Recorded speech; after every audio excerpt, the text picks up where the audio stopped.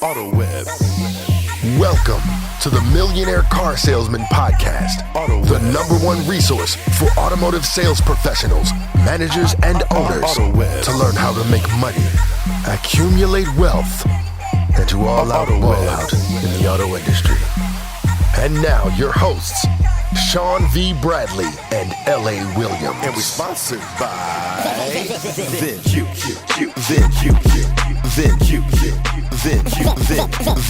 Hey everybody, this is Sean V. Bradley, President of Dealer Synergy and the creator of the Millionaire Car Salesman Group. And man, I got a special guest today. Actually, two guests.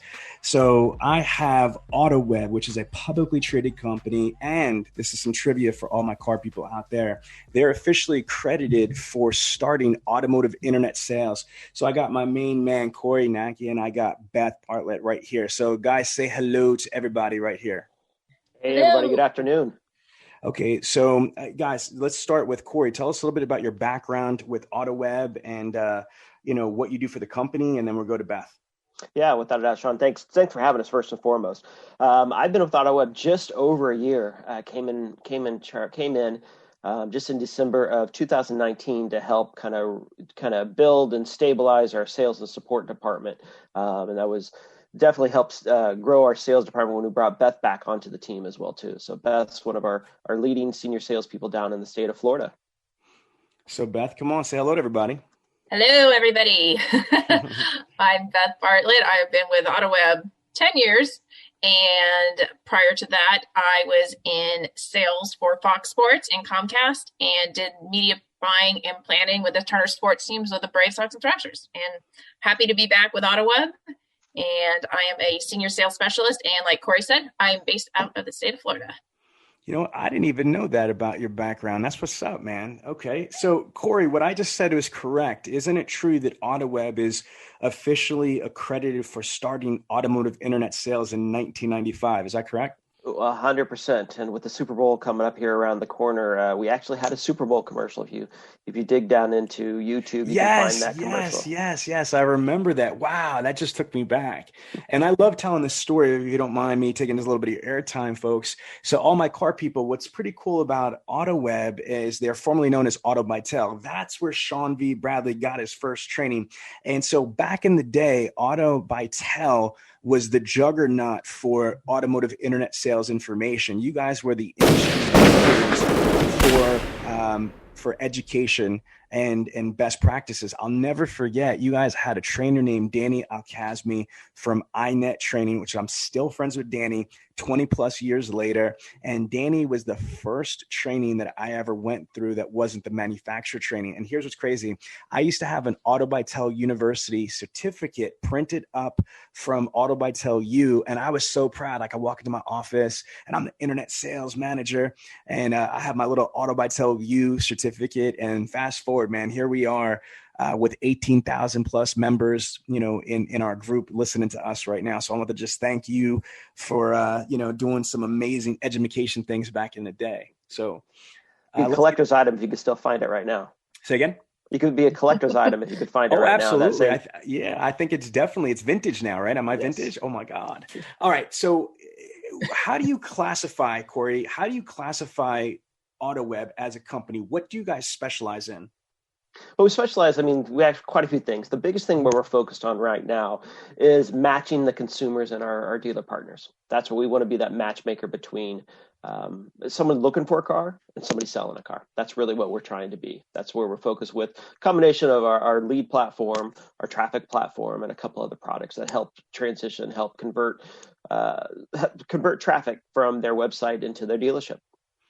And it's funny because I got a chance to interview your CEO, Jared, Rowe, on my national broadcast radio show Against All Odds. And we talked about this, and he was adamant to say that AutoWeb doesn't try to tell car dealers how to sell cars and what to price the cars for. Can you explain this? Because there's some parasitic companies, which we're not going to mention any of their names, that really paint dealers as bad people, and you shouldn't go to dealers. You need to go to us because we're better than these dealers. So that's not AutoWeb's philosophy. Am I correct? Not at all. Like I said, we are the connector. We're the connector between the consumer and the dealers.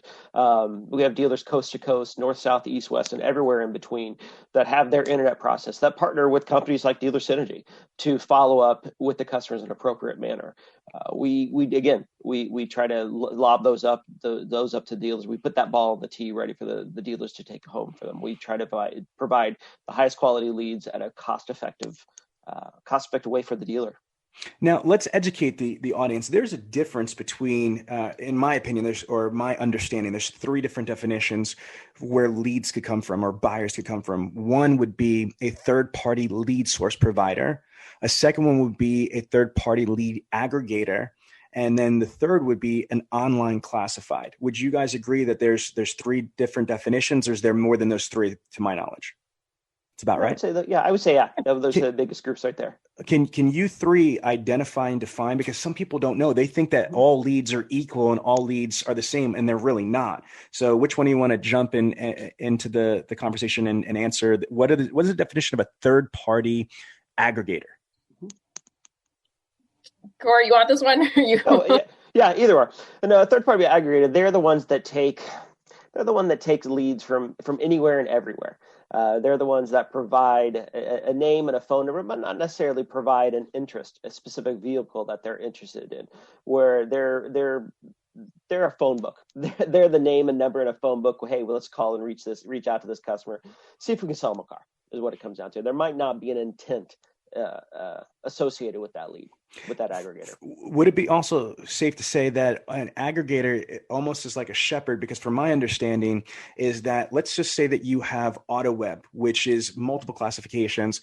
If AutoWeb doesn't have a dealer in a certain territory and doesn't have an OEM client there, you guys don't just waste those leads. You would sell them wholesale to a totally other third-party provider and vice versa.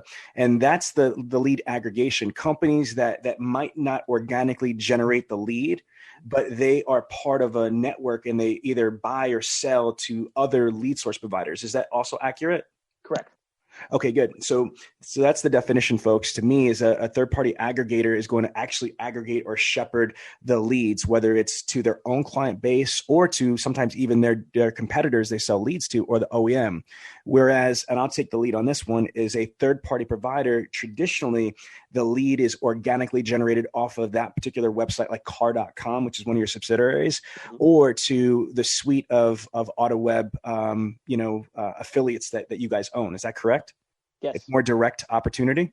Yep. Okay, so Beth, how would you classify an online classified, which is completely different, right? Yeah, an online classified is going to be more of your auto trader. It's going to be people who are listing inventory. That's kind of how it kind of comes from, is the best example that you can give. Someone who's just listing your inventory. It's going to be an online classified.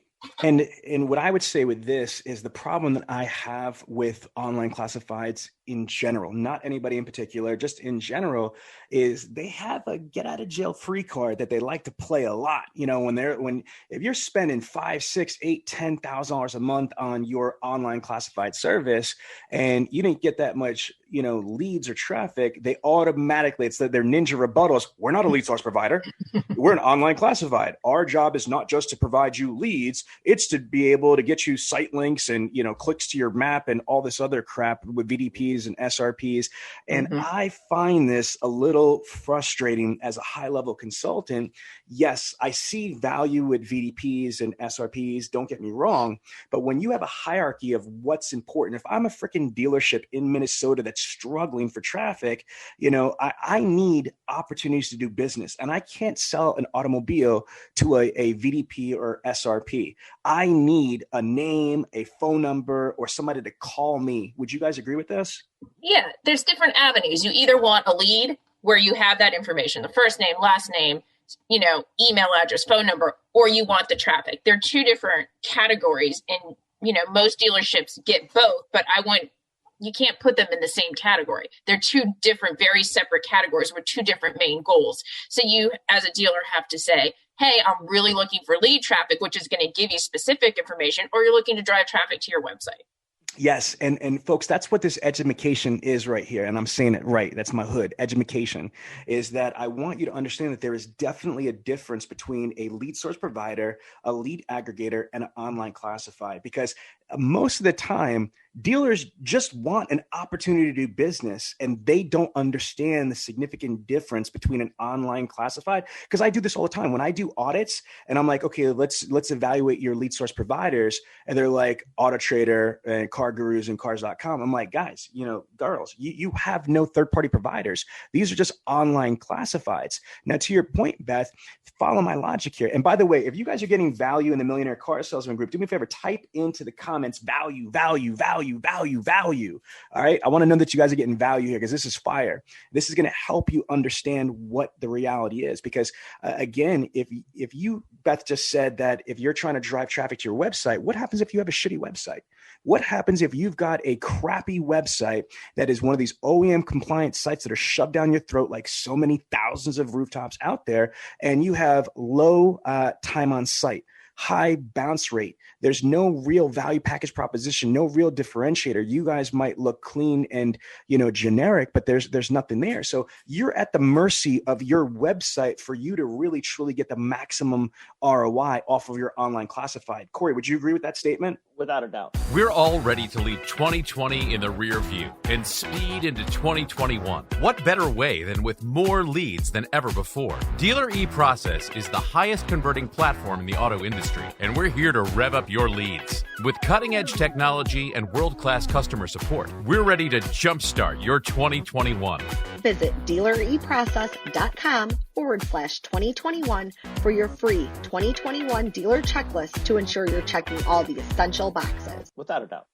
Okay. And so again, I think it's really important for automotive professionals to understand there is a clear line of demarcation of difference. Now, for me, there's a little tip, folks. What I learned from the 7 Habits of Highly Effective People and Dr. Covey, third habit is put first things first. Be careful of distractions disguised as opportunities. So there is a difference of branding versus actual lead generation. And if your goal is to sell cars immediately this month, you want to be able to invest in a service that's going to provide you high quality leads or opportunities to do business. And from my understanding, AutoWeb, you have certain protocols built in that if you provide a lead that is a duplicate or bad lead or missing information, you will either credit the dealer, or you would just credit them, or you would repurpose or give them a replacement lead or leads for any of those ones that fall into that category. Can you speak about that, Cory? Yeah, without a doubt. Each of our partner dealers are paired up with one member of our customer support team, our customer success managers, and they work with that dealer multiple times during a month to not only scrub those leads, those bad leads that come over, and replace them with good leads, but also fine tune their radius, fine tune the zip codes in which they are gathering leads from, not only from those zip codes, but specific vehicles. We can drill down to specific vehicles. Sean and you and I were talking previously, why are we going after the Hyundai Palisades when the inventory levels are so low? Well, let's take those leads and put them towards something that you can sell, put them for those inventory that you do have in stock versus the ones that you're waiting on. That's what our support team works directly with those dealers throughout the month to tailor it, to make sure we're getting those quality leads to them. Yeah, and here's what I'm going to say to you right now. So we have a comment right here from Buddy Morris. He says, and I quote, "I'm not a fan. However, if you want volume of leads, they are good. Understand the close and the quality is very low." Buddy, I'm going to say I disagree with you. AutoWeb is a publicly traded company that's been in business since 1995. Okay. So again, you can't be doing this for over, 25 years and suck at it. I mean, again, dealers are not that stupid.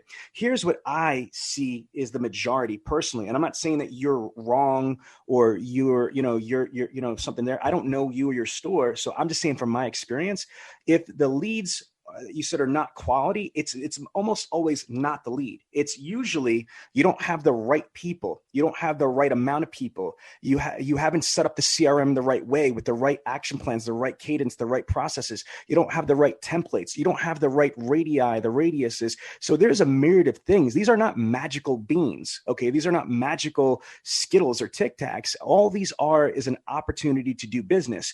Now let's talk about this before I let AutoWeb jump in on this. And obviously this is a podcast too. So I encourage you, if you guys got questions or you have your own feedback, share them so we could discuss it. That's the point. But here's what I do know. Okay. For only approximately, what is the national average nowadays for leads in a regular market?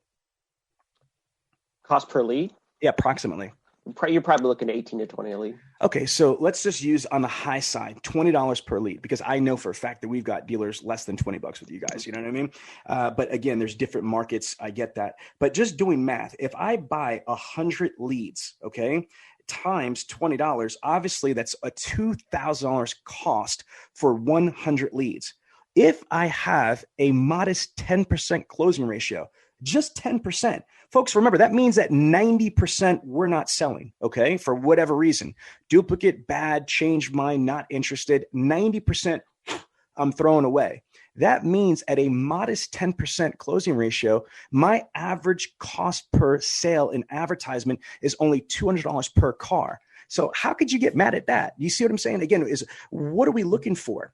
Now, there's no doubt in my mind, and I don't think AutoWeb would contest this, that a lead that's created, organically through search engine optimization or your own website will yield a higher closing ratio. But within 30 days, I'm going to ask AutoWebs in a second, but my Dealer Synergy National for 17 years tracking this is roughly about 8 to 9% within 31 days. Okay. So I know that we will close 8 to 9%, like minimum average, right? For a lead that's 31 days or less. Now, why am I saying 31 days or less? This is important.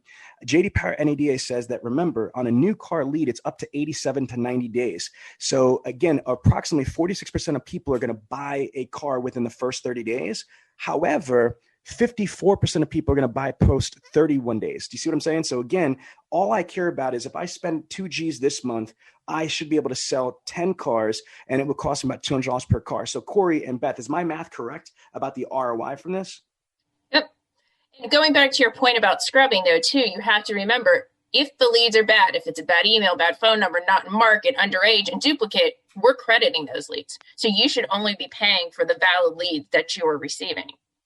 So you top that with your closing rate, you're really going to see that. And you know what? It brings me a great point, because I hear from dealers that, and they lump everything in that, oh yeah, we've got like a 40 or 50% bad rate. And I say to them, oh my gosh, are you serious? If you have anything close to that, then you have a horrific marketing problem, because you should nowhere in 2020 in this century have a 40 to 50% bad or duplicate rate. What would you say is industry acceptable average, from a third party provider, or at least from AutoWeb? What would you guys suggest? I'm looking through them, and Beth, go ahead and keep me honest here. But I see maybe a 10%, maybe a 10 to 15%. Yeah. Is that what you're looking at? For duplicates? Mm-hmm. Absolutely. You should probably see 10%, maybe even less. Mm-hmm. Most of our dealers are right around 10 or less. See, and that's probably there for them. And I would say I wouldn't call BS, but me personally, I would probably go to maybe 15% max. Okay. And which is what Cory said too. So Beth and Cory are 10 to 15%. I'd say no more than 15%. If you and Cory and Beth, is it safe to say that if you have a third party lead source provider or an aggregator, or hell, even an online classified, if you are able to track in your CRM a higher than 15% bad/duplicate rate, that's a red flag, something's not right? Absolutely. And duplicates, we keep saying them as if they're negative. They're not negative. These are consumers shopping multiple sites, and they're still ending up at your dealership. This is a good thing to have. Like we kind of always say duplicates are a negative, and it's not a negative. It's you have consumers going multiple sites, which is normal, and they're ending back up at yours, and you have their information. So I don't necessarily, we're going to take care of it, but I don't feel it is a negative as we put it in the same as a bad lead. A bad lead is someone who's truly not in the market to buy a car. Agreed. And again, the fact that you guys are going to credit a duplicate lead, I think is pretty awesome. And to me, when somebody's going to multiple sources, those are buying signals, people. That's a buying signal. Somebody's interested. They're taking the time and submitting multiple requests from multiple services. There's nothing wrong with that. And we have another comment right here from Matthew Foster. He says 5 to 8% overall for me.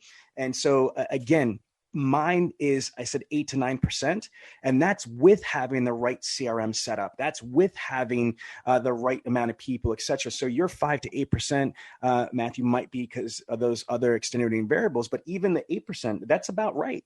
You know, and what I like about AutoWeb is that you guys don't give false expectations. You don't say that you're going to close within the first 31 days at like a 20%. I mean, 8 to 10% or have you, Cory, is realistic. I mean, again, if you're only spending $200, for the love of God, NADA's average cost per sale in advertisement is $640 per car sold. NCM, you know, is about $398 per car sold. So if you're going to AutoWeb and you're getting it at $200 or less per car sold, who cares if it's an 8% or 7% closing ratio? Like, what is the problem? I mean, it's math.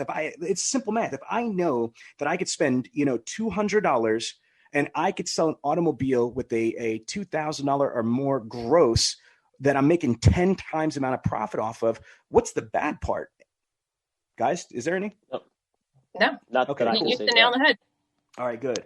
And so I want to just clear the air because I feel that you guys get shitted on so much as a lead source provider. And good, you guys can't say certain things. I can because my show, you know what I mean? But the reality is that you get blamed for everything. You get blamed if the dealership doesn't set you up the right way, set up the lead source radius the right way. Because sometimes they think that they're geography ninja specialists and they want to go in there and do that. So Beth, let's go through this. Let's say I'm a dealership and I want to sell more cars. And so I reach out to you because you are a third-party lead source provider. You're going to help me generate, you know, quality leads. What's the process? You know, it's not an all or nothing thing. What I like about AutoWeb is you have the ability to create radiuses versus radii. You could pick what models. Can you kind of show us something? Yeah, I'll show you. I'll share my screen here. And before I go into it, I'll kind of give you an overview and then I'll show you a little more details. But what you can do is, first of all, it's not even a radius, it's zip codes. So we can put together a territory based on your zip code. So maybe you want to go further to the north, but you don't want to go to the south, or further to the east or not to the west, or there's certain zip codes that you know you're selling cars in. We're going to have the ability to customize that territory for you. We're going to create really 3 different territories. Kind of think of it as a small, medium, and large. So if there's certain makes and models, maybe you just want to protect your backyard with, you can put those in there. Or let's say you're having a tent sale for the weekend and you really want to blow it out, and maybe you want to go to your larger territory, and maybe it's just certain models you want to move. We can put you on that. So, for example, so Beth, before you show that, what I find is a lot of dealerships, when we do the audits, when we do marketing ROIs, and we do a market assessment, they basically do like this Forrest Gump, let me just do 20 miles radius circumference from my dealership, or 50 miles or 60 miles. And to me, that's not really strategic. It's like the low hanging fruit. What I was saying about radii is that you might say, okay, here's a hypothetical scenario. I want to do a 20-mile radius circumference around my dealership, but then I want to identify my 2 or 3 biggest competitors, and I might want to do a 5 to 8 mile circumference around their dealership. So this is what I'm saying, is that there's some really cool strategy depending on what you're trying to accomplish, that, you know, it's not one size fits all. You could be super strategic and super specific of how you set up your territory. So zip codes is one way. Can you show us some others? Yeah, I'll share my screen here, and you can just see, here's a territory map, and you can kind of see this is a dealership in Florida, how they customize it. So you'll see the purple territory, that's going to be your reduced territory. And you're going to see the green, that's going to be your base territory and what everything defaults to. And you can see the orange, that's going to be your expanded. And this was all customizable. This wasn't a radius. You can see it looks a little sloppy, a little off, but that's exactly how they wanted their territory. They don't necessarily want to be in the Orlando market, which is down here. They want to stay north, which they're in Ocala. So they want to stay predominantly here. Strong focus on the villages. They're going to really want to take some of the older population in that area and move it to certain vehicles. So this is why we created this territory. And just to give you an idea, Here you go. You can see we also have, and this is going to show you your eye control territory.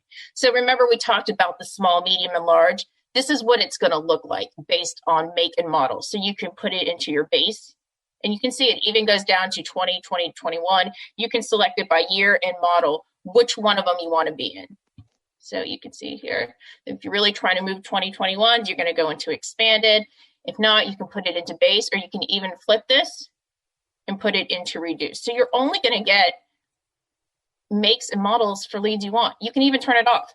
So if you don't want, let's see, just for an example here with Frontiers, if you don't want Frontiers, you can turn it off. We want to get you leads for cars that you're selling. Let's give an example. Let me jump in this. Let's just say, because I know that we're in a Nissan here, but let's go through.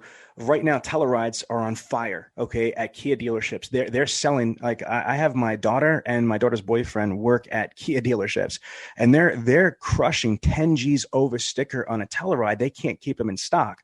So if I'm a dealer, it might not make sense to spend all this money buying Telluride leads because, one, I can't keep them in stock, so, and I have a plethora of them coming to me organically.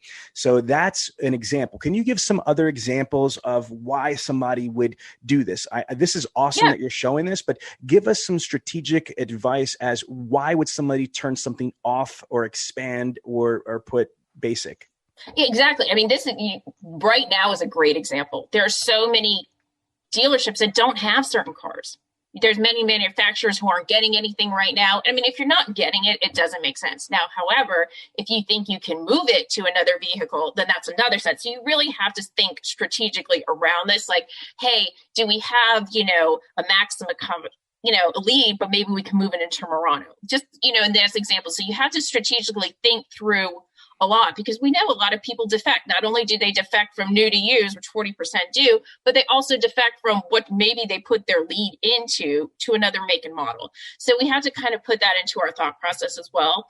Another, if maybe you have a Shelby or very something specific, maybe you want to take that to a 60-mile radius to a bigger area, where, if you have something maybe more Toyota Corolla-ish, you might want to reduce it. Or if you have a ton of inventory, you may want to expand it. Or if you have a very limited, you might want to reduce it. So that's kind of how we have these conversations. Like Cory mentioned, our support team has these conversations with the dealers to really see what their goal is and to feel them out with their territory.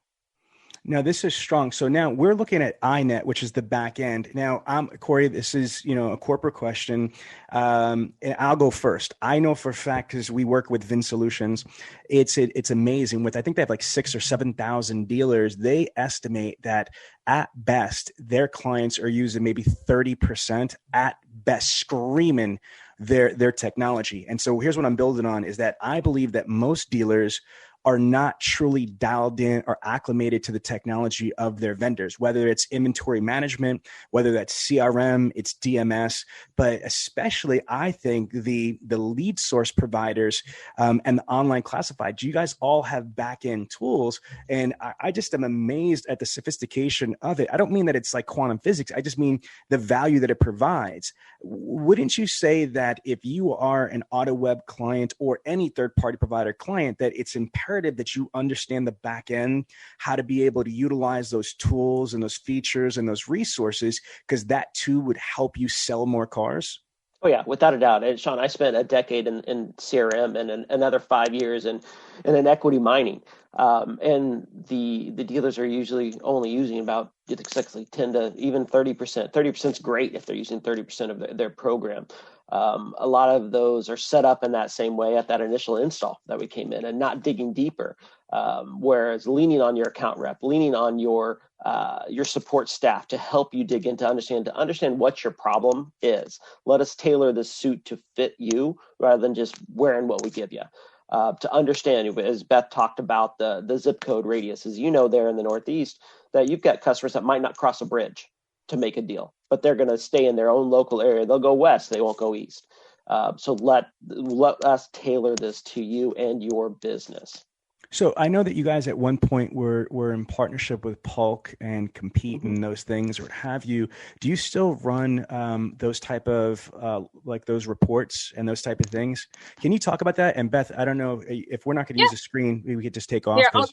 We we still work with Polks, and we also have, and something even better, and I'll show you here on this screen, is for sales match reporting. And okay, you talk about this. Yes, this is what I was talking about. Yes. This is pretty freaking slick. So explain this for me. So this, you can see, is a more detailed reporting. We are requesting some information from the dealership, and don't worry, we have dealer vault involved. We just need to know the car that sold, when that sold, and who bought it. So this is just going to give you an overview. You can see from here, this is just an example of one of our Nissan dealerships. Sorry, next time I'll do Kia. Here it has 218 leads and 19 sold, and here's 8.72. This is realistic.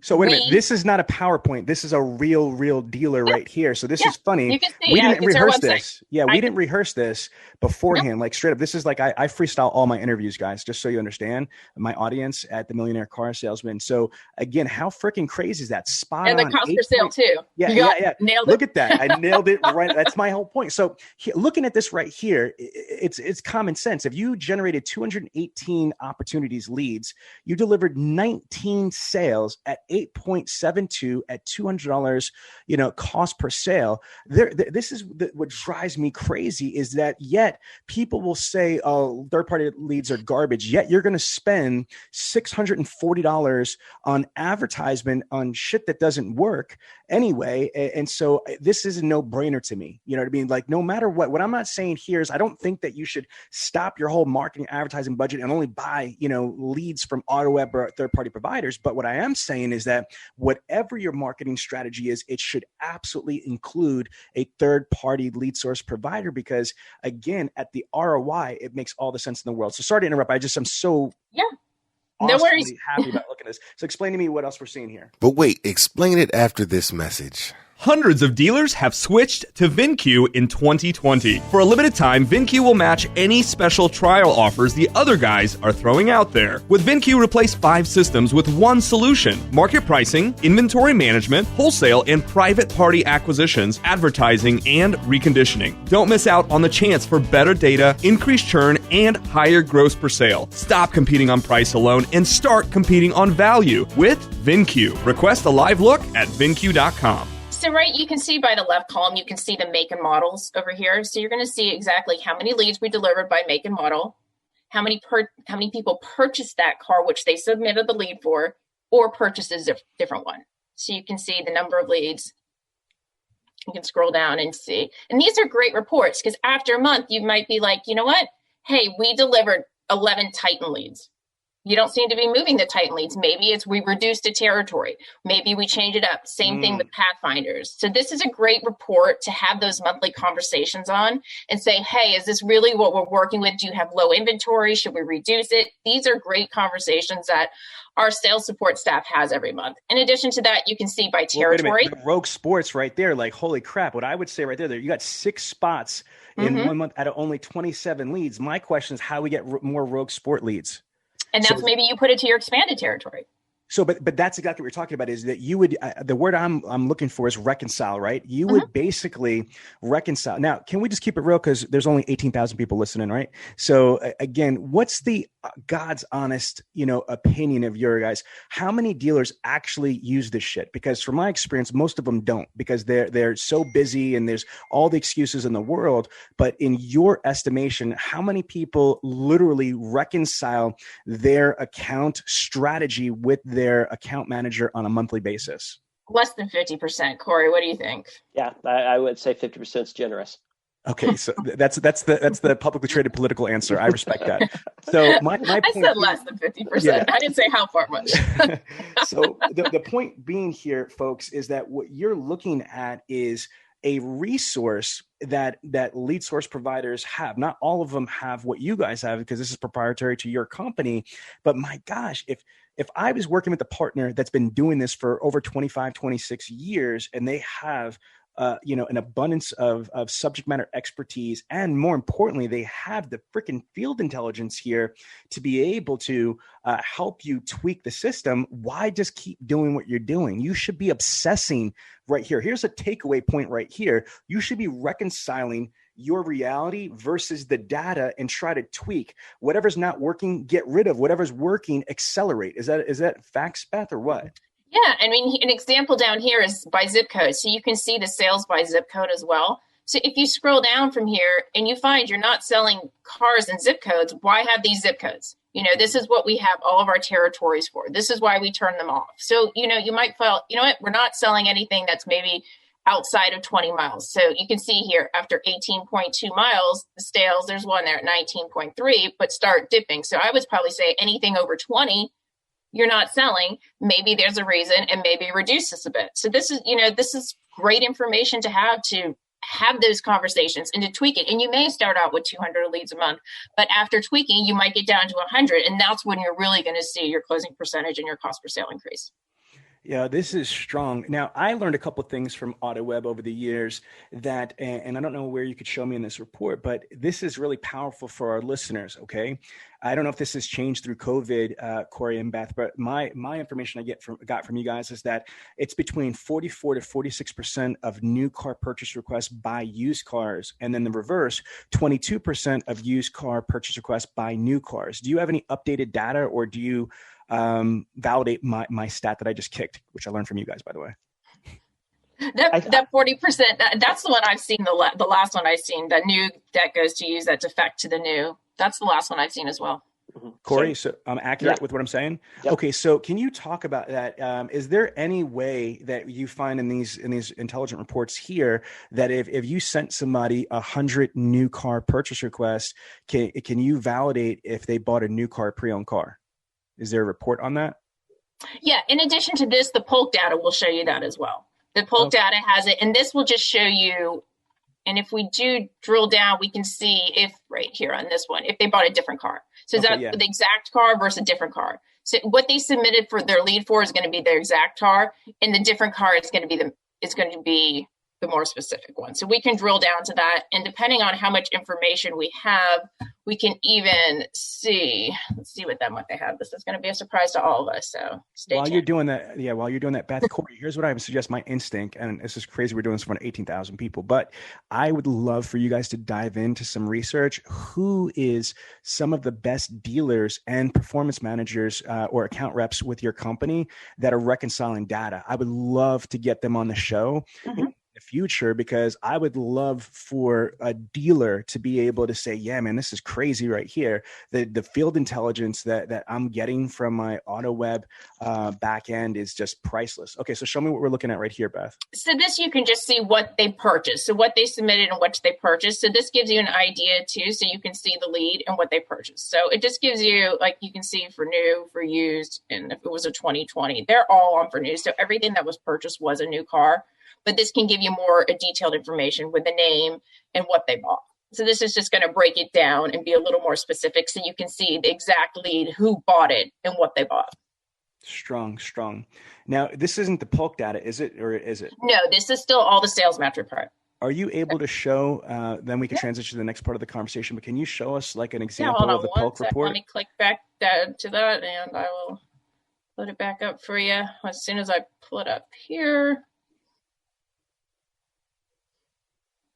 This is amazing stuff, guys, honestly, because a lot of people think that you just sling leads. That's it. I mean, like you sling and hustle leads, like I'll get you 100 leads. I mean, like that was like 25 years ago. Nowadays, there's a lot of sophistication with the analytics and the validation and the reconciliation. So I appreciate you guys taking the time to show our audience, the science behind, the leads that you're providing. Cory? Yeah, no, without a doubt. And we'll talk about it different, but the used car profit is quite a bit out there. I mean, especially with COVID over this past year, there's a lot of transition going over to used car. And after she gets through the Polk, we've got a unique piece of opportunity for traffic, right? Our dealers. Yep.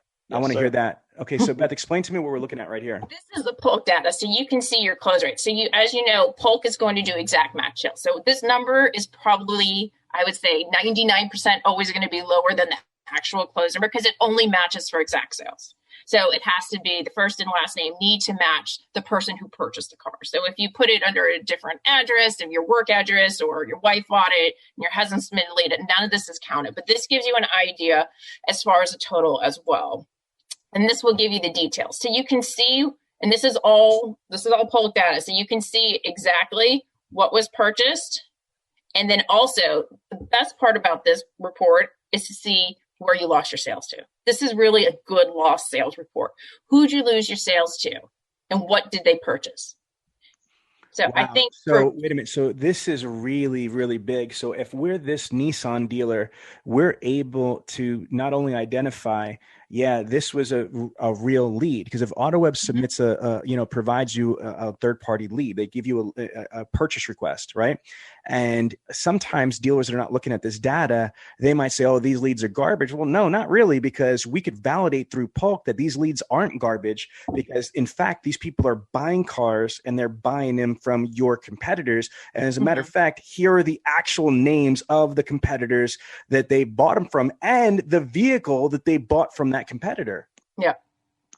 That's pretty strong. So Beth, what would your advice be for an AutoWeb dealer client? How would you recommend that they run these reports? They should run these reports on a weekly basis, a monthly basis? Monthly. Yeah, I think monthly is going to be sufficient. Obviously, we want to have, and our sales support staff is having these conversations. They are having these conversations monthly. But I think monthly you'll get a good overview. I think if you do it weekly, sometimes you dive too much into it and you try to skew things the wrong way and you pull too quickly and you make quick judgments. I think if you do it for monthly, I think you get a better overall picture, but you have to use all of these reporting. It's just not one. It's a piece. You want to see where you're losing. You want to see where you're winning. You have to paint the picture. And when the dealers use all of the tools that are available to them, you're going to see that increase in closing rate. Strong. Okay, so let's transition. Cory, can you share about traffic? So Beth, if you could stop sharing on this screen. Yeah. Perfect. So Cory, explain to me what you guys do for used cars, especially right now. With inventory, with the pandemic still being an issue. And to your point, there's a lot of gross that could be made with pre-owned vehicles. So tell us what the solution is with AutoWeb. Yeah, that's one of the things that we definitely found as a vendor in the industry during the rise of COVID and all of 2020 is that dealers were kind of backing off buying additional leads because they didn't know what the next day was going to hold. But they really dug into driving traffic to their own sites and what can we convert to our traffic to their own site.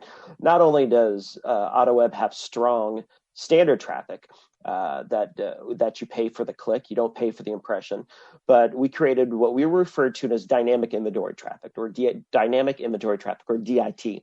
What that does, we take that used car inventory feed and we publish it. We put it on our site for those customers that are looking for a new car, but we serve them up pieces from your inventory as a used car. So if I'm looking for a 2021 Altima and you're a partner dealer that's a Honda or a Toyota or a similar to make to an Altima, have you ever thought about a 2019 Accord? Here's a 2017 Camry. And so we show that inventory on there and we deliver. Not only do we display it, if a customer is interested, they click directly to the VDP of that vehicle. So we take that full pictures and everything from their inventory through HomeNet or wherever they're publishing their data or publishing their inventory and take it directly to their site. So again, if they see it, if they see the inventory and they drive in the store, hey, congratulations, you didn't pay a thing for that. But if they see it and they click over, that's the only time we're going to charge you. That's the only time we're going to pay for that click. So it's pretty cost effective and it's a great way to get your used car inventory out on additional media. Strong, brother. So what is the cost of traffic? It's honestly $2 a click. That's it. Yeah. Okay. So what does a dealer, what do you suggest the average budget for a dealer to invest in? I always say, hey, if you start with 100 clicks, 200 clicks, that's a great way to start. Let us show you the value that we can provide. Again, all those impressions are free. We have one of our salespersons that says, hey, when you buy a billboard, you can put that billboard out on the highway. It's going to cost you a bit more than somebody else on a side street. Well, we're going to put the billboard out there on all of our sites and we're going to drive to you and you're only going to have to pay when you come to your site. So can you give us an estimation, just approximate, if a dealer invests, $200 or $400, what could the potential ROI be? Like we just saw, Beth's screen of a real dealer that generated over 200 leads. They had an 8.7%, closing ratio. They also had roughly about a $200 average cost per sale ROI. If I'm the average dealer in the average market and I'm investing $200 or $400, whatever you're suggesting, what would I approximately be able to expect? You could, Beth, you said some success from some of your traffic dealers, but you're almost a 10x success directly from there. So an ROI on that. Yeah, I think as far as, if you're going to invest at $200, I mean, on average, dealerships' websites, what are they closing at? 10 to 15%. So you're doubling what we're doing. So if we're sending that traffic to your website and your website's closing at 15 to 20%, you should easily see that with the traffic that we're sending to your website. Okay, so then it's going to be predicated upon the conversions of the dealership's website. So that's the disclaimer. I mean, that's not your responsibility if their website is good or it sucks. You know what I mean? If their website, your leads are going to be as good as the website converts. Okay, exactly. So you're literally, not just metaphorically, sending traffic to their website. Exactly. Hence the name traffic, right? Yeah. I get it. The same as the leads are as good as the dealership's process. So they correlate directly with each other. All right. So let's do you like the flow of the conversation here? Yeah. Okay, good. So again, tell me, let's just redirect, because it was fascinating learning about all of your products and services. What are the most successful dealers doing with your program? I want to know, you know what I mean? If I'm a dealer or GM or internet director, BDC director, I want to know a couple of things. I want to know how much is it going to cost me? Who else is using this stuff? How long is it going to take for this thing to work? And most importantly, who are the best people doing it? Because I want to know what their, consistent best practices are, or their protocol. So again, if you guys could just think, I don't need to know the names of your best clients, but I do want to know what are some of the attributes, behaviors, or realities that you see that are going to enhance or amplify the success they're going to have on your program.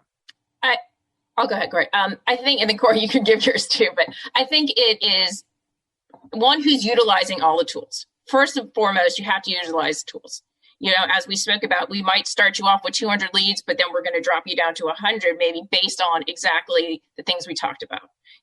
Using your sales match data, using to see where you're selling, using the eye control territories, being in line with the OEM and what you have in stock. All of those changes and all those adjustments are what the top dealerships are using. In addition to it, it's process. We can only control so many things. That's, we already had this conversation. We can only provide you the lead. Once you get the lead, it's in your hands and what you do with it. Now, the best dealerships are going to have a process in place. They're going to have that follow-up. They're going to have a 5, 10, 15, 30, 60, 90-day process. It's not going to end in 30 days like we discussed. So you have to make sure you have a process in place. You also texting. I think texting is great. We haven't really dove into it, but you have to be texting. There's many people who just, delete their emails. But again, many presentations I've seen, you look at your phone, how many texts do you have unread? Very few. How many emails? We've seen it, Sean, in your. You remember? You remember mine?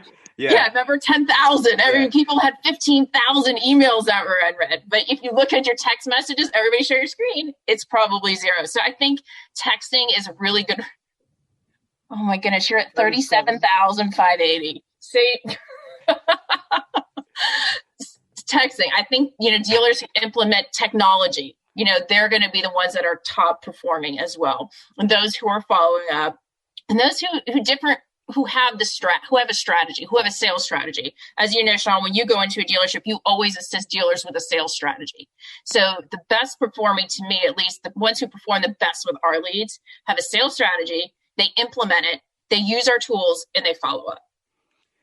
Do you want to add anything to that, Cory? Yeah. The other thing I would add to is dealers that engage. Some of our most successful is they engage with their account rep and their support staff, say to take their counsel on what's working, what's not working. Just as Beth walked you through, the ability to turn off specific models. Let's adjust your territory to what is working. Let's not just take your spend. Let's make your spend work for you. Auto Credit Express is the leader in subprime auto financing. For over 20 years, we have served the online consumer, working to match the best dealers with consumers who need their help securing financing. With more than 250,000 leads per month, Auto Credit Express is the authority for dealers who understand that the special finance deal generates a higher gross profit. We've worked hard to innovate our solutions, bringing you Buyer Assist to drive consumer text engagement, building out robust solutions to help the underserved Spanish-speaking community. We now deliver proof of income on our leads through our proprietary STIPS feature, and are building dealer-branded social media marketing campaigns to help you, the dealers, build your brand. Contact Auto Credit Express today to learn how we can help you own your market for subprime finance. Sell more cars with higher gross profit and partner with Auto Credit Express today. Mention the Millionaire Car Salesman podcast for a special discount today. If I may, I want to add my perspective. And folks, for 5.5 years, I was on the front lines, and AutoBytel, which is the name before AutoWeb manifested itself. I was a client, as I mentioned in the beginning of the interview.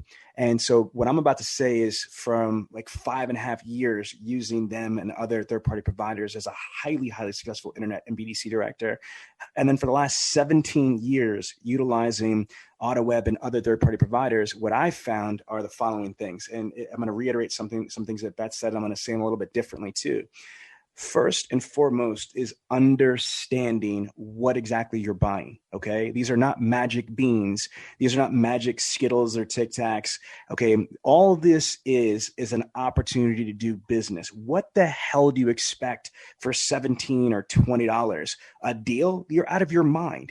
You're getting a name and a phone number. And yes, even though we're saying an average of $200 per car sold, that doesn't mean like anything. That car that you're selling, potentially $100,000 Corvette or something like that, it's still only a $20 lead that could potentially lead to a sale of a 6-figure item. So again, you need to put that into perspective, is that all this is an opportunity to do business. I don't even care if somebody else has got the lead or similar lead, but you need to understand that this is not a magic bean. That's the first thing. Understand what you're investing, what you're buying, and what it is and what it isn't.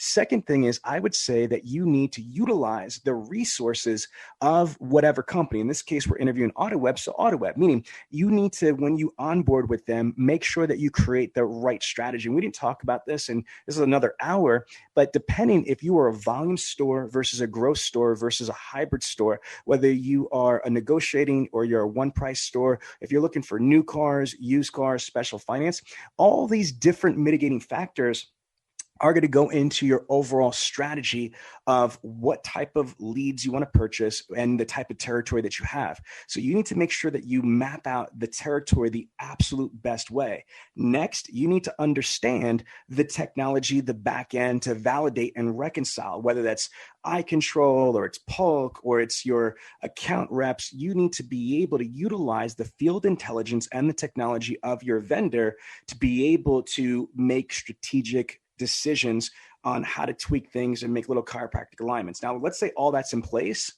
Then you need to make sure that your CRM is set up correctly. Facts. 90% of CRMs are broken, not set up correctly, have antiquated processes, systems, yada, yada, yada. So you need to make sure that you have the right action plans set up correctly. And then even if you have the right action plans, you need to audit your content, your email templates, your voicemail message scripts, your social media templates, your text message templates. You need to automate your automation. You need to make sure that all this is set up correctly. Then, even if all that's still good, you need to make sure you have the right amount of people. I see, dealerships, man, that have 4,000 leads, but have literally like 4 internet coordinators of BDC reps for 4,000 fresh leads. Not only do you need to have the right amount of people to handle the fresh leads, there's an average of an 87 to 90 day buying cycle, which means that if I am a new car dealer like the Nissan store that Beth was showing, and I get, let's just say something a lot more conservative, like let's say I have 500 leads fresh in a month.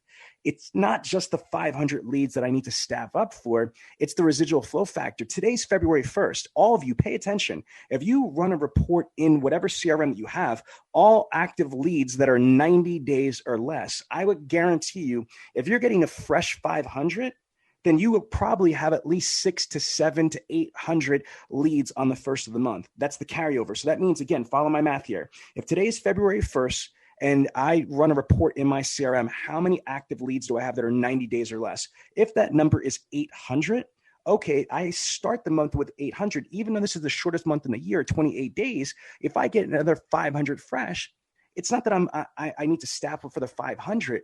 Folks, I need to staff up for the 1,300. Let me repeat that. I need to staff up so I can engage the 1,300 opportunities. That's the 500 fresh plus the residual flow factor that I start the month with. And so again, it's a lot of dealers don't get this. They're staffing for the showroom where they think that's where the traffic's at. The internet and phones are the new showrooms. So again, I want you to just know that before you make a bad decision or have a bad opinion about something, understand the full scope of this. Guys, what do you think about what I just said about the residual flow factor? And most stores, in my opinion, don't have the right amount of people in the right place to handle not only the fresh leads, but more importantly, the carryover leads. Talk about that for a second. Yeah, no, without a doubt that in sales, we are guilty of selling what's in front of us, not to nurture those that have carried over from the previous month. The majority of sales are, as I said, up to 90 days. So the number 90 days to close on a new car sale. So we're seeing some shorter, 45 days or 45 to 60, but that's still under 30. That's still over 30 days. So we need to focus on that. That might need a little bit more of a dance than those ones that are going to spot on one email. Yeah, I mean, we just did a joint press release on a case study with Homer Skelton Auto Group, Homer Skelton Ford in Alma Branch, Mississippi, and the Platinum Auto Group in Pennsylvania. I mean, if I do recall the case study, Cory, I mean, like this dealer group in Platinum, it was like, what was it, 700% increase? I mean, they went from like 30 cars to like 180 or something crazy like that. And it's because they had the right CRM process. They had the right, amount of BDC reps and infrastructure, and they had the high quality leads from you guys. Mm-hmm. All right. So now we're going to start winding down now because we're at about, hold on for time wise here. We're probably like 50 something minutes in, which is cool. So we're on track. Beth, give me some of the mistakes. I just gave my version of mistakes as a consultant. What would you say that the top people that struggle with lead source providers, what are the most common things that they do wrong or incorrectly that if you could wave a magic wand and save the population, what would it be? What's the frustrating consistent theme with people with leads? There are a few. The first one, there are a few. The first one I would say is the follow-up. They stop following up after 1 or 2 days. That to me is, like you said, I mean, half of these sales are happening after 30 days, and most of the people stop following up before 30 days. So you're losing half the sales right there. That's one of the first things that I think is it not knowing the lead, not knowing how a lead is generated, I think is another mistake. You have to know how our leads are generated. A lot of times you'll call someone and say, hey, I saw a lead that came in through AutoBytel. Well, maybe it didn't come in through AutoBytel. Maybe it came in through car.com. Maybe it came in through usedcars.com. Maybe it came in for used trucks. And the people are like, huh? So I think you need to know how the lead becomes and focus on not necessarily where the lead came from, but hey, I see you're looking for a Toyota Corolla. And that should be your interest. It shouldn't matter where the lead came from. It doesn't matter your source. You're still talking about a specific car and selling that car. I think that's another mistake a lot of dealers initially make off the bat. And then I think the third thing is not having a process, I guess, put in place as to how you follow up with the leads. Saying day 1, I'm going to text. Day 2, I'm going to have an email template. Day 3, I'm going to do. A lot of dealerships don't even have that in place. Something very simple as to a process, I think they don't have it. And as you mentioned with the CRM, that integrates with the CRM. I'm blown away. You people been doing this for 26 years. 26 years. Like, holy shit. You think that dealers after almost 3 decades would figure out, you know what? I think we should respond to people longer than 7 days.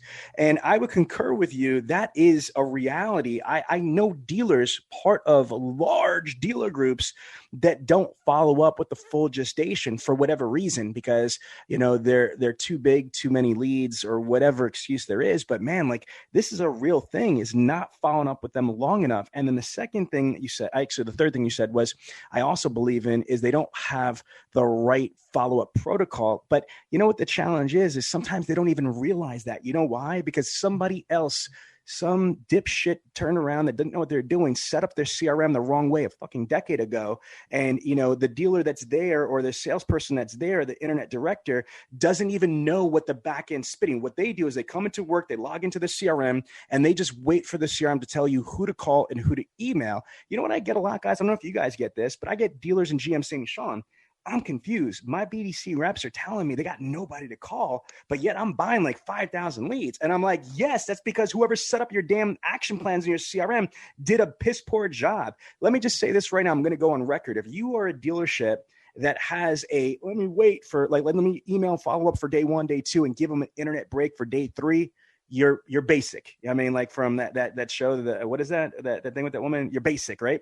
That's some basic ass like strategy from like a decade ago. There's no reason why, especially right now in a pandemic, when internet sales and digital is so rampant, that if you have a fresh purchase request, first lead, that after 2 or 3 days, or hell, even 5 straight days, you're going to give that person a break. Here's why. Facts. The average read open rate is only about 2 to 4%. Fact.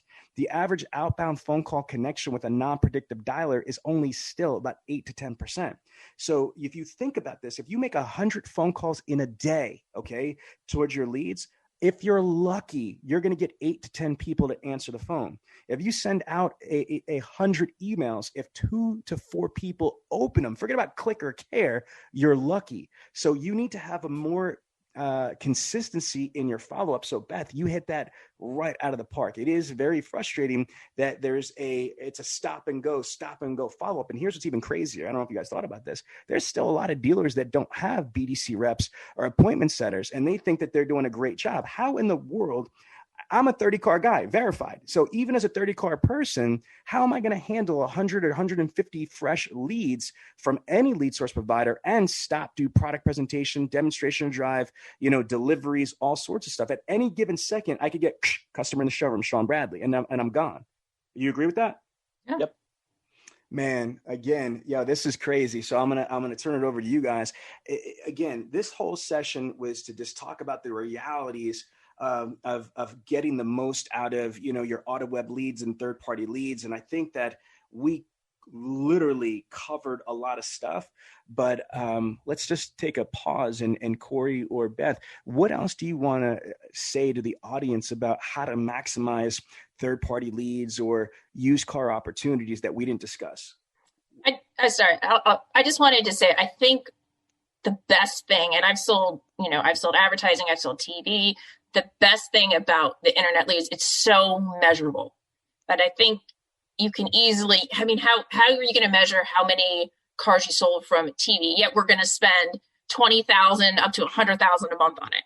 I mean, a billboard, you're paying $5,000 to $10,000 a month, and you have no idea how much you're selling. But with ours, it's so easy to measure.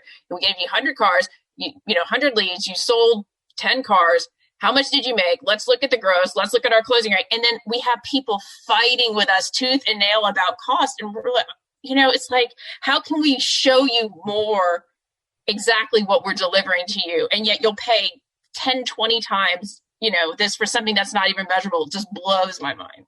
Now, again, here's the reality. Price is only relevant with the absence of value. And for some reason, people see more value on things like that. Here's what kills me.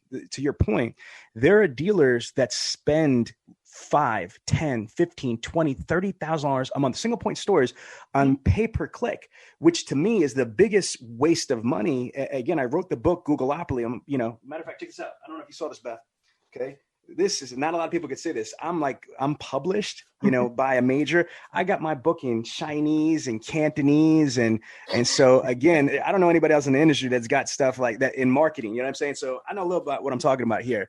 My problem is that you'll spend $20,000, $30,000 on pay per click, but yet you're bidding on keywords with your own freaking manufacturer, with your direct competitors, and you're driving the PPC cost up. But yet they eat that shit like Tic Tacs. You know what I mean? Because whatever reason, their OEM says you need to do this, and there's co-op, and it's all these crazy excuses. But to your point, it's nowhere near the ROI. Here's what I will say to everybody. This is what my personal philosophy is if you think of mutual funds, that's a safe investment. Diversification, okay?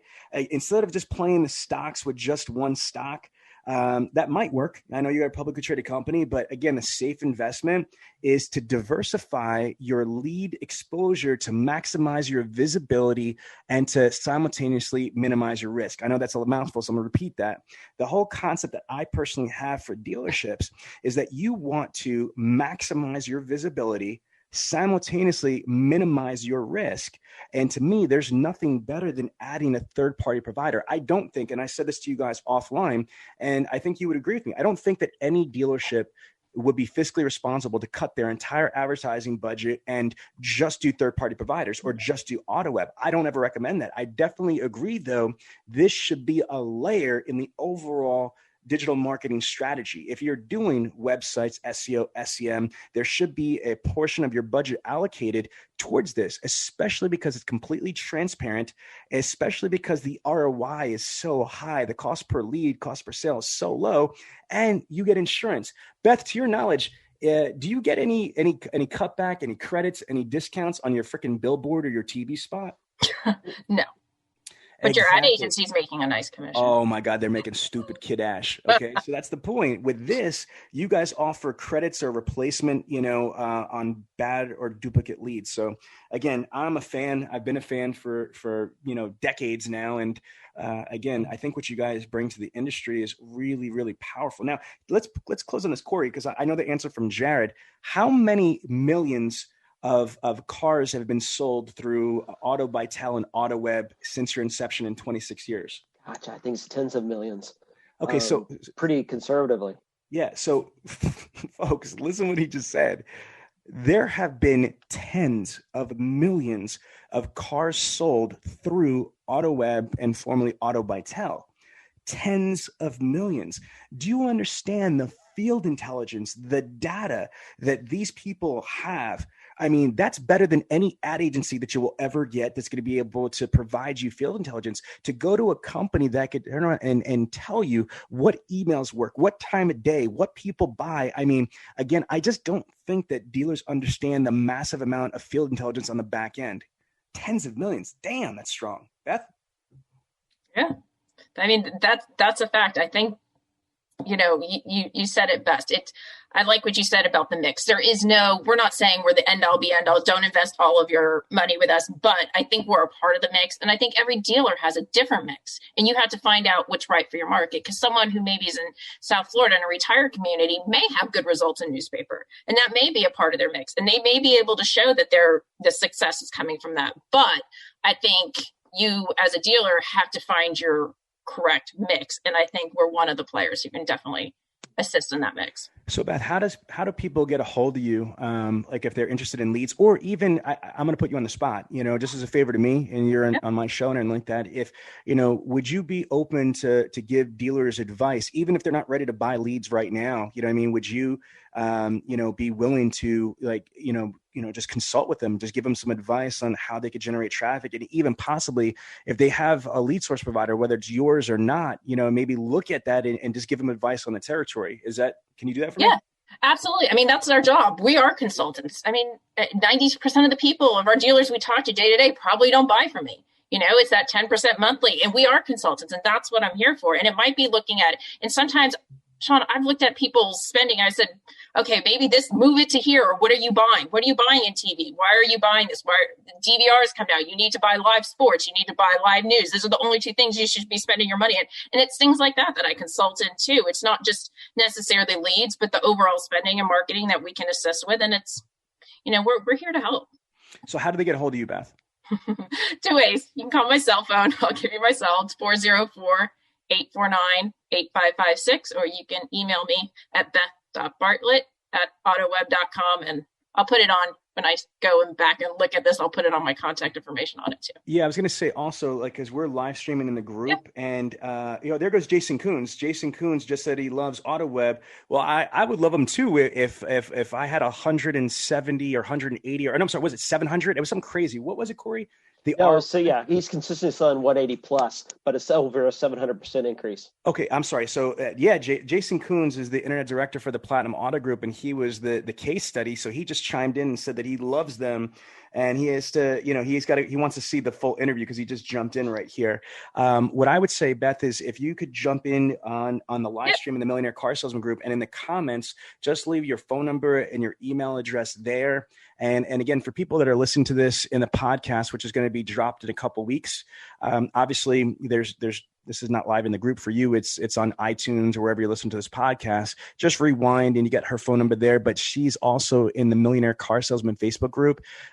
So again, Beth, thank you so much for offering your services for free on consulting and advising people on the best lead strategy. Guys, thank you so much for taking time out of your busy day, to speak to me and to our group, because I'm committed to providing clarity, details, and resources for all of our dealers. And right now, like I told you, we're at over 18,100 members. And so I think this has been really vital. And again, what tells you something is that there have been a lot of people that have been on here for the full hour and 7 minutes. You know what I mean? So that's pretty cool. Thank you, Sean, for having us and allowing us to speak about our platform and always helping us, saying the things sometimes we'd like to say that you can say that you can say a lot better. Yeah, not get in trouble. Exactly. You guys are a publicly traded company, and I respect that. But for me, I own my own companies, and I have nobody that I have to answer to, as long as I'm being real. You know what I mean? And again, I mean no disrespect to anybody, but the reality is everything we talked about today is 1,000% righteous information. And sometimes you need to smack a dealer in the face with the reality, because they're so busy. And to be honest with you, you guys, I don't know if you can confirm or deny this, but there's a lot of vendors that tell dealers whatever they think that the dealer wants to hear. You know what I mean? I tell dealers what's the truth. You know what I mean? I don't try to filter it out. And so I don't hurt their feelings. That's why they respect me so much, because I keep it 100% real with them and I make them money. And it's either you can make them money or make excuses. I'd rather make the money than make them excuses. And I think you guys feel the same way. Without a doubt.